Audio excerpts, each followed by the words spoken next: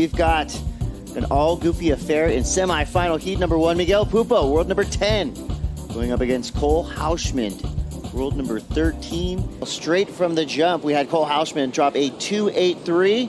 Oh. Hammer.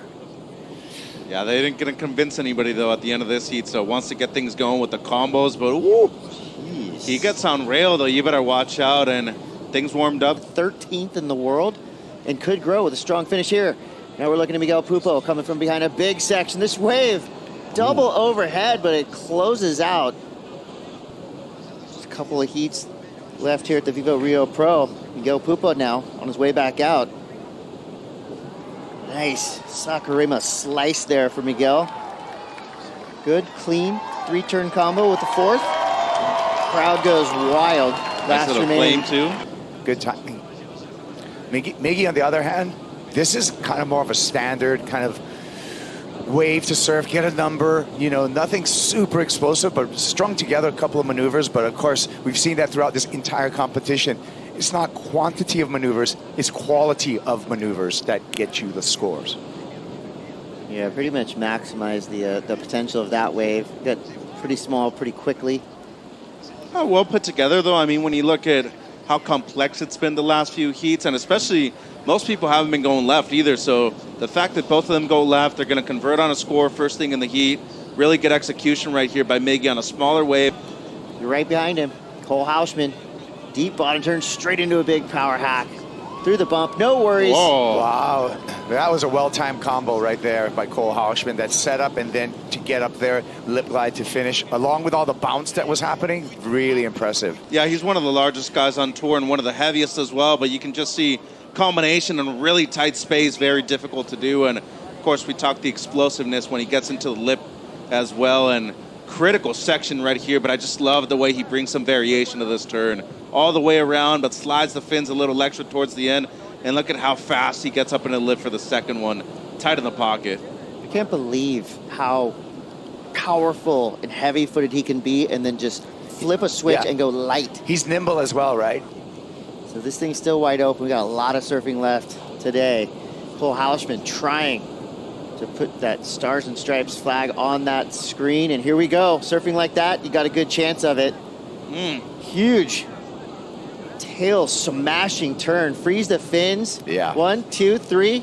Give him a cheer. We talked about it. He deserves it. Power, but at the same time being able to be nimble. Really quick feet right there on display. Get up there 3 times. That was super quick surfing. Look at it over here and just see, just one time here, really cut that short. Come around one more.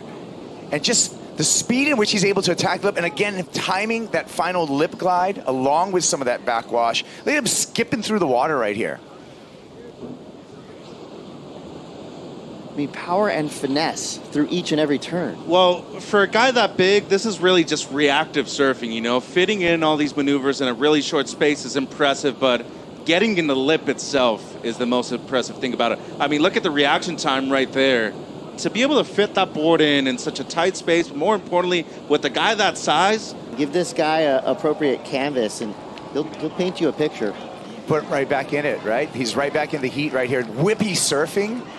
And you can see he's energized, he's motivated, he knows he's behind, so he's got to put in extra gear, and that he does. I just really like the element of speed on this wave. It's a big contrast to cold surfing at the moment, and I know there's nothing as impactful as the turns that we've seen in the couple of 7s of C.Houshmand so far, but we talk about 4 quality maneuvers in a row without a single hiccup, speed, power, flow, in transition, and especially under pressure too. Kept his head in a cooler the entire time, Chris, and you can just see right here, when he truly extends, he keeps that speed down the line the entire time, and great variation by Miggy so far. I feel like this should be a great response to Houshie's couple of 7s. And, you know, we're all good footers in here. There's a lot of good footers out there watching. Didn't that wave just look so fun? I mean, all the way down the line. I don't think many people probably could have surfed it as well as he did. I just like that he upped the tempo on that compared to his previous waves. It was clearly that he was trying to surf faster. I thought that was a 10. He thought it was a 10. He flashed 10 fingers to the beach.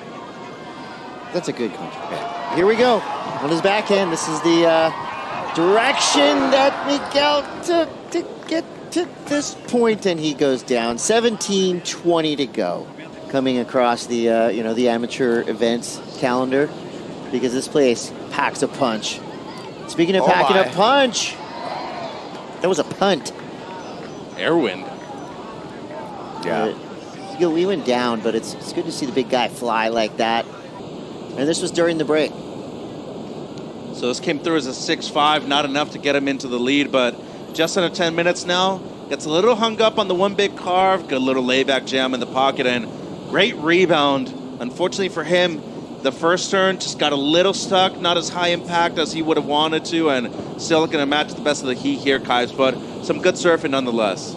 Pretty sticky for Miguel Pupo right there. Yeah, you can tell he had to battle with that one. And sometimes when you just go off pace just a little bit, you know, you're going to disrupt that flow.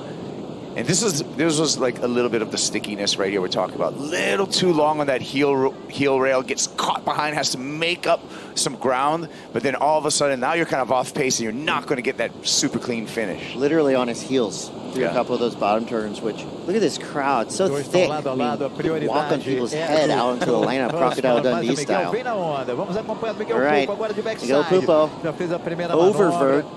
His first backside snap here. This one looks like it could be growing through the inside, building up some speed. Here comes the backwash. Does he time it right? Almost. His foot is still on his board.